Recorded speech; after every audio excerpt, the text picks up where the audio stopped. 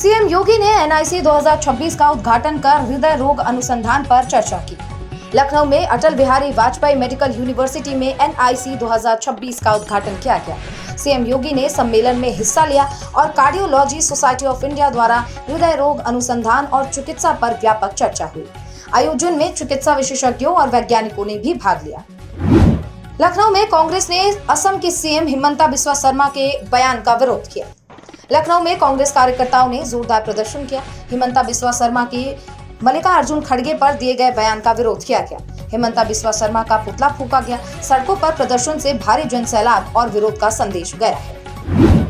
कौशाम्बी में सड़क हादसे में 10 लोगों की मौत, पुलिस ने मौके का किया निरीक्षण। कौशाम्बी के सैनी थाना क्षेत्र के डोरमा NH-19 पर सड़क हादसे में 10 लोगों की मौत हो गई। सैनी थाना प्रभारी धर्मेंद्र सिंह और दरोगा अखिलेश सिंह मौके पर मौजूद रहे। पुलिस ने शवों को कब्जे में लेकर जांच शुरू कर दी है और हादसे के कारणों का पता लगाने में जुटी है। लखनऊ में निजी स्कूलों के मनमानी फीस बढ़ाने के खिलाफ राष्ट्रीय छात्र पंचायत ने किया प्रदर्शन। लखनऊ के हजरतगंज GPO पार्क में छात्र और अभिभावकों ने मिलकर प्रदर्शन किया। निजी स्कूलों द्वारा मनमाने तौर पर फीस बढ़ाने का विरोध किया गया। कानून बनाकर फीस नियंत्रण करने और पारदर्शिता सुनिश्चित करने की मांग उठाई गई है। यूपी में अंतिम मतदाता सूची जारी, कुल 13 करोड़ 39 लाख नाम दर्ज, 6 करोड़ से अधिक महिलाएं मतदाता। उत्तर प्रदेश में SIR प्रक्रिया पूरी होने के बाद अंतिम मतदाता सूची प्रकाशित की गई। फाइनल लिस्ट में 13 करोड़ 39 लाख 84 हजार नाम शामिल हैं। उत्तर प्रदेश में 84 लाख नए मतदाता जोड़े गए हैं और ये भी कहा गया है कि जिन लोगों के नाम नहीं है लिस्ट में वो तुरंत ही फॉर्म 6 भरें। रक्षा मंत्री राजनाथ सिंह लखनऊ दौरे पर, सांसद खेल महाकुंभ का करेंगे उद्घाटन। लखनऊ में 11 से 13 अप्रैल तक रक्षा मंत्री राजनाथ सिंह कई कार्यक्रमों में शामिल होंगे। 13 अप्रैल को सांसद खेल महाकुंभ का उद्घाटन भी करेंगे। इस दौरान विभिन्न सरकारी और सामाजिक कार्यक्रमों में रक्षा मंत्री भाग भी लेंगे। संभल में साप्ताहिक बाजार में वसूली को लेकर व्यापारियों ने जताया विरोध।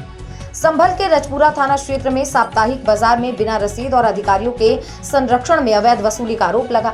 व्यापारी बाजार का विरोध करते हुए सड़क पर बैठ गए। नगर पंचायत ने 1 अप्रैल को बाजार दूसरी जगह स्थानांतरित किया था। जुर्माने और नियम पालन पर अब नजर बनाए हुए है। मिर्जापुर जनपद में विधानसभा निर्वाचन नामावलियों के विशेष पुनः निरीक्षण 2026 के बाद अंतिम मतदाता सूची जारी हुई।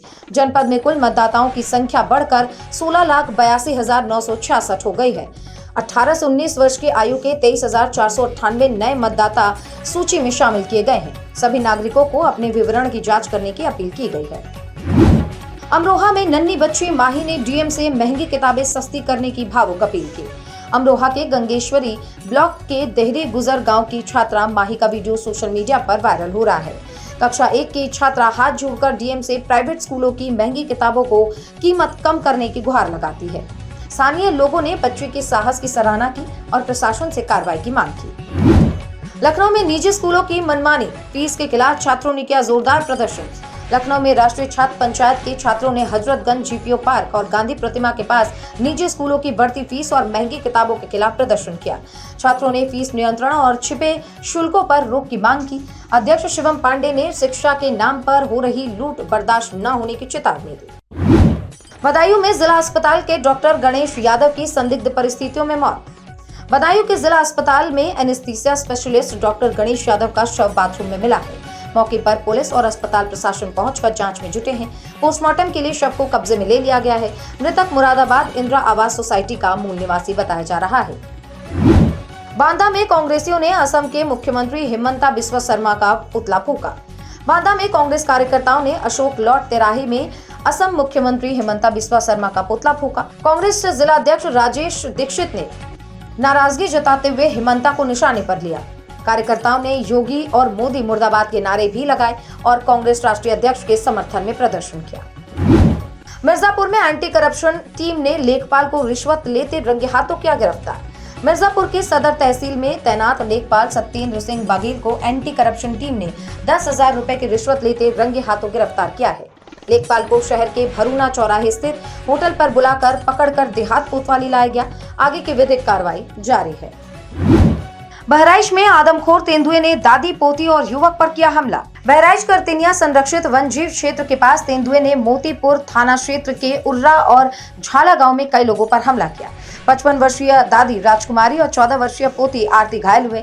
खाद डालने गए 2 युवक सादिक और रमीद को भी तेंदुए ने घायल कर दिया। सभी घायलों को बहराइच मेडिकल कॉलेज में भर्ती करवाया गया है। बहराइच के घर में घुसे बंदर ने महिला पर किया हमला, गंभीर हालत में अस्पताल में भर्ती। बहराइच के मोतीपुर थाना क्षेत्र के झाला गांव में 45 वर्षीय रीता देवी के घर में बंदर घुस गया और अचानक महिला पर हमला कर दिया, जिससे महिला के सिर में गहरी चोट आई है। महिला को अस्पताल में भर्ती करवाया गया है। मेडिकल कॉलेज में इस वक्त इलाज जारी है। बिजनौर में विधानसभा निर्वाचन नामावली का विशेष प्रांगण पुनर्निरीक्षण वितरण किया गया। बिजनौर में 1 जनवरी 2026 की अहर्ता के आधार पर विधानसभा निर्वाचन क्षेत्र की नामावलियों का विशेष प्रांगण पुनर्निरीक्षण किया गया। 10 अप्रैल 2026 को जिला निर्वाचन अधिकारी के निर्देश पर अपर जिलाधिकारी वान्या सिंह ने समस्त मान्यता प्राप्त राजनीतिक दलों के प्रतिनिधियों को निर्वाचन नामावली का वितरण किया। Meerut PVS road D block के पास बिजली घर में लगी आग, झुग्गी झोपड़ियां जलकर हुई खाक। Meerut PVC road D block के पास बिजली के घर में अचानक आग लग गई। सड़क किनारे बनी झुग्गी झोपड़ियां भी इसमें जलकर राख हो गई हैं। आग पर मशक्कत के बाद काबू पाया गया। हालांकि गनीमत रही कि कोई जनहानि नहीं हुई है। फिलहाल आग लगने के कारणों का पता लगाया जा रहा है। फतेहपुर में डीसीएम ट्रैक्टर ट्रॉली और ई रिक्शा में भिड़ंत, चालक की हुई मौत। फतेहपुर में डीसीएम ट्रक, ट्रैक्टर ट्रॉली और ई रिक्शा में भिड़ंत हो गई।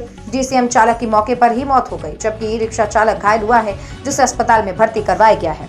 पुलिस ने शव को कब्जे में लेकर पोस्टमार्टम के लिए भेज दिया है और वाहनों को हटाकर यातायात बहाल किया है। प्रयागराज में जस्टिस यशवंत वर्मा ने इलाहाबाद हाईकोर्ट से दिया इस्तीफा। इलाहाबाद हाईकोर्ट में जस्टिस यशवंत वर्मा ने राष्ट्रपति को अपना इस्तीफा सौंप दिया है।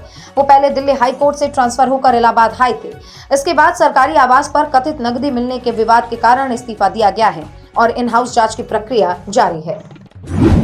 उन्नाव में अवैध कब्जे पर प्रशासन ने चलाया बुलडोजर, 1.5 करोड़ की सरकारी जमीन मुक्त। उन्नाव के पूर्वा तहसील में सरकारी जमीन पर अवैध कब्जा हटाने के लिए प्रशासन ने बुलडोजर चलाया। नगर के राजा बाजार निवासी बबलू ने लगभग 1 बीघा जमीन पर निर्माण करवा रखा था। एसडीएम प्रमेश श्रीवास्तव और तहसीलदार मनीष द्विवेदी की मौजूदगी में कार्रवाई करके 1.5 करोड़ की सरकारी जमीन को टाउन एरिया में सुपुर्द किया गया। फर्जी पासपोर्ट मामले में अब्दुल्ला आजम की याचिका पर हाईकोर्ट में अहम सुनवाई। प्रयागराज में सपा नेता आजम खान के बेटे अब्दुल्ला आजम के फर्जी पासपोर्ट मामले में इलाहाबाद हाईकोर्ट में सुनवाई हो रही है।